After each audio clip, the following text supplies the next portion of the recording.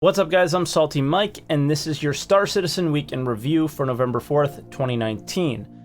We're in CitizenCon week, so obviously we're going to be kind of short on news topics for the next couple weeks here, and this week is definitely no exception to that. So we're really only going to be discussing a few topics this week, and jumping right into things, patch notes wise, we do not have anything this week. I really do hope to see a 3.7.2 discussion or a patch release at some point to the PTU this week, but as of right now, there's been no talks or discussion on it as far as I'm aware. Let me know, I guess, in the comments below if you guys have heard anything, but as of right now, I haven't. So moving on to roadmap updates, we finally got our significant updates to what's been going on with 3.8 and 3.9 and 4.0, I guess, and it's not as great of news, or it's also not as bad of news as I was expecting, and I definitely want to hear about this in the comments below, what you guys think. But basically, it seems like they have this really renewed focus on quality of life. So they're kind of warning us that basically we're going to have a really heavy focus on quality of life for each patch, but what that's going to cause is that features are probably going to be falling off some of these roadmap updates, and this one was sort of not really an exception to that either, and they do tell us to expect more in the future as well. So moving into the PU, we have some new Babbage updates, and basically it was split into two parts, 3.8 and 3.9. The exterior of new Babbage we will get in 3.8, the interior of new Babbage we will get in 3.9. I guess they wanted to let it bake a little bit longer and be a little bit more polished for us as far as the city goes, and that would be really nice. Maybe we'll have some decent performance there when it first comes out. But the sort of questions that you may have is, as far as exterior goes, they said that it won't affect the entire planet. Obviously, all the biomes are going to be there, whatever outposts they have on. Those seem as if they will all be there as of today.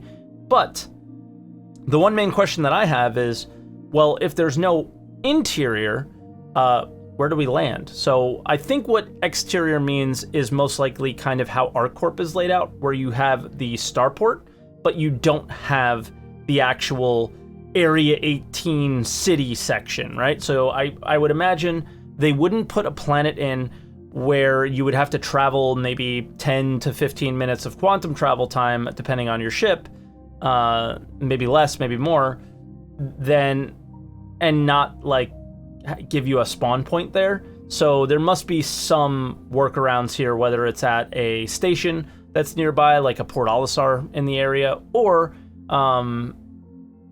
maybe just some spawn points at the actual station. So we'll see.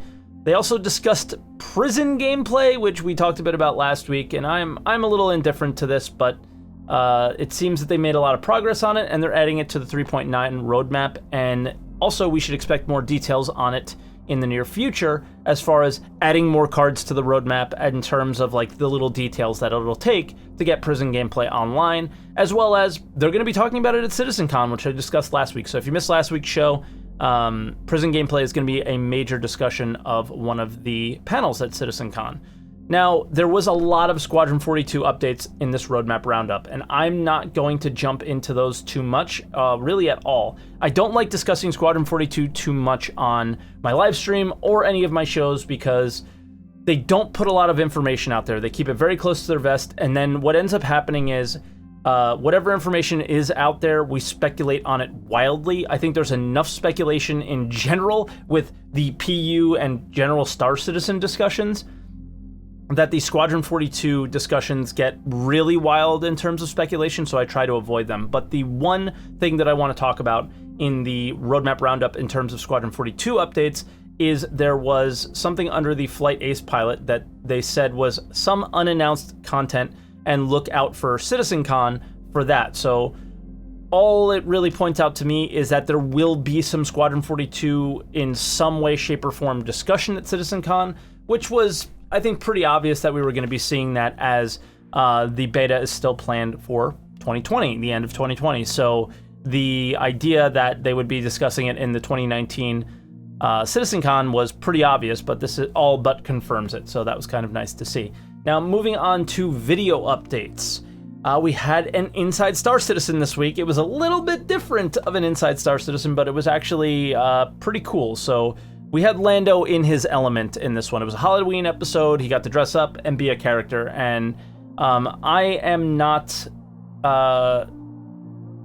known to be a fan of Lando's antics necessarily, but I think this show was absolutely perfect. It was, every now and again, a holiday episode, he can kind of be in his element. I really liked it, and it was really nice, and it was funny, and I enjoyed it. So from time to time, Lando being Lando is enjoyable, but I think the Inside Star Citizens of late have been fantastic because they've been really focused on the content that they're delivering to us and just making sure that that is the highlight of everything and not necessarily the theater of it all, which it had been in the past. So it was a really good episode. You should check it out yourself. Link will be in the description, but we're just going to break down little elements of it.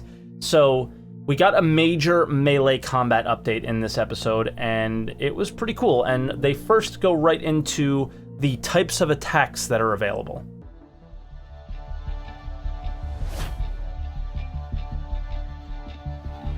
So we've been progressing on melee combat since the last update. We've now got obviously a lot more animations in game. We've got all of the light attacks in there and the heavy attacks, and you can actually combine them now to create combination attacks. So if you alternate between light and heavies, or the different sides, so left and then right, you actually perform combos. So originally you can start off with light attacks with just the mouse buttons, and then if you hold down the mouse buttons, you can then do heavy hooks. If you alternate different lights and heavies, it creates combination attacks, which gives you uppercuts, haymakers, and different types of attacks. They'll actually do more stun damage if you manage to land a combo attack. So light and heavy, and the ability to combo them into kind of stunning blows is pretty cool. And yeah, I think this is going to be a lot of fun. I think it's going to be pretty trolly, and I think we're just going to have a lot of fun with this. And I think there's a lot that can come from melee combat. So I think a lot of people are probably like, why did they need melee combat in a game like this? This is ridiculous. No wonder it's taking so long. But that's Star Citizen, man. Like there's elements of every game that you enjoyed that are planned to be in this game, and this is one of them, and this is what they decided was a priority to work on. So they then go into dodges, and this was a interesting little discussion they had, and I guess we'll discuss it a bit after the clip. The other aspect is that we've got dodges in there, and dodges actually are more to do with for melee combat in terms of when they're utilizing a knife or a weapon. So obviously if you could still block a knife attack, so the block is actually a directional block, so where you're pointing the camera you can actually block the different attacks, but you'll take damage. So the best way to deal with that is to actually dodge. So they didn't really show any dodges, so I don't really know what they look like, can't really comment on them, but they did show blocks, and blocks are going to be effective, obviously, for punches, as well as blocking knife swings, I guess, but that will do some damage to you when you do them. And then they talk about some takedowns, and this is where I think things are going to really be pretty fun and interesting. Obviously, if you've got fists equipped, or you've got your gun equipped, if you trigger a melee attack, that will do a non-lethal takedown. So the non-lethal takedown is kind of ties into what I was saying about the stun damage.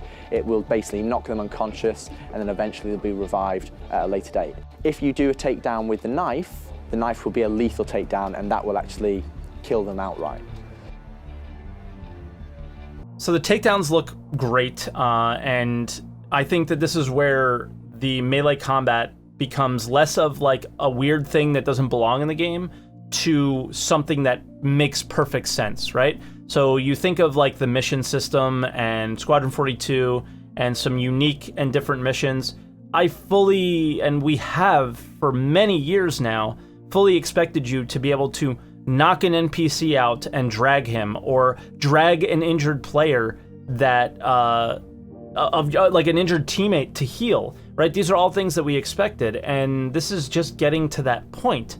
And obviously I mentioned dragging, and they do as well, so I'm assuming I'm showing you some video on the screen, but this is something that they plan for, basically it seemed like while they were doing this update, because obviously these interviews happen before the video comes out, that right around now they plan on actually working on the dragging, so we don't currently have any like in-game video of it, but yeah, I think it's really important for like missions going forward being unique and interesting.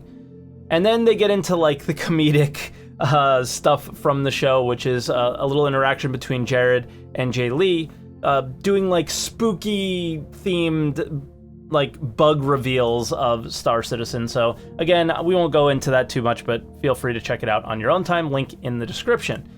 Force feedback was the next thing they went into, and this is something that goes into that kind of realism of Star Citizen. So they want to create realistic scenarios where getting shot has impacts on you, as well as like brings more actual like immersion to the game.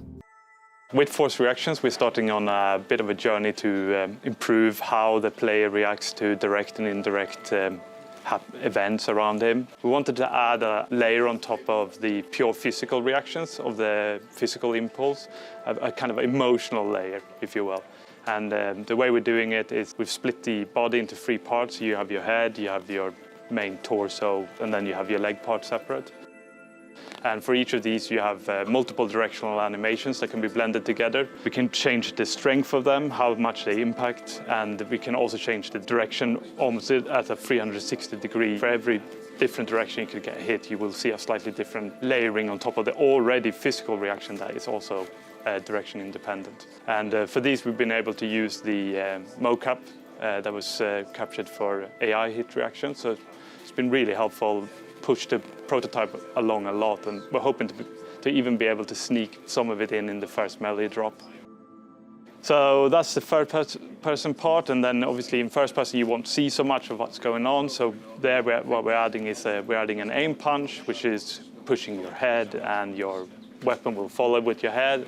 And we're adding a weapon punch, which will move your weapon away from your camera view. So you should really be able to tell, oh, you've been hit a lot, and kind of giving a little bit of a hint of the direction. But we're trying to keep it so that the weapon's always moving parallel, so you don't lose the sense of like, I can still shoot back at my target. I might not be doing perfect headshots, but I've been shooting in the direction of my target still. So there's none of this like, whoever shoots first wins, because the other guy is like aiming all over the place. Now quickly, did you notice that there was something missing from the screen when they were getting shot? I didn't see that like half moon red directional damage marker that we currently have in the game on there. And I think because they want this force feedback system to replace that.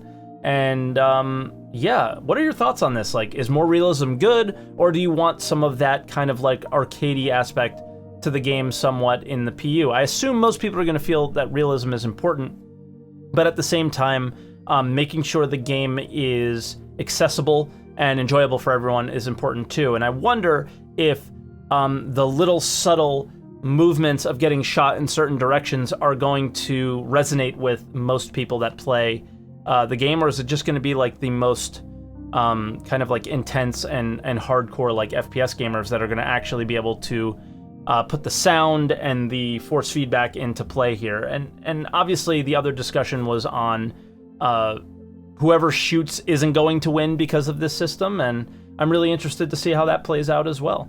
So Star Citizen Live was a thing that happened this week, but it's not something we're going to discuss in this week's video. It was one of those dev streams where they go through concept art and how they make it for ships, and I don't find that to be fitting for a show like this, unfortunately, but it is definitely fitting if you're interested in what goes into Star Citizen's development, what went into like the ship that you love to fly. So there was a really kind of interesting show this week on that. And guys, that'll do it for this week's video. So thank you so much for watching. I hope you enjoyed it.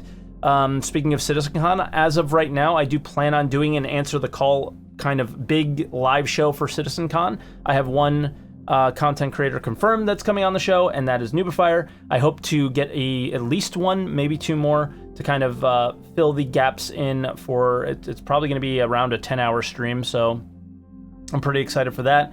And I will maybe upload it to YouTube. We'll have to see, but just make sure you kind of put that on your calendars instead of watching on the actual official live stream, which will likely have a chat that's extremely disruptive. We may have one that's a little bit more tame and easy to deal with, and one where you can actually have discussions with the other viewers in chat and react kind of normally. So Yeah, and with that, guys, I'll leave you with it. And thank you so much for watching. Hit that like button if you enjoyed today's show. Again, I apologize for it not being like completely up to snuff, but yeah, hit the comments and let me know what you think about some of the things we talked about, and subscribe for more Weeks in Review. And I'll see you guys next week. Bye, everybody.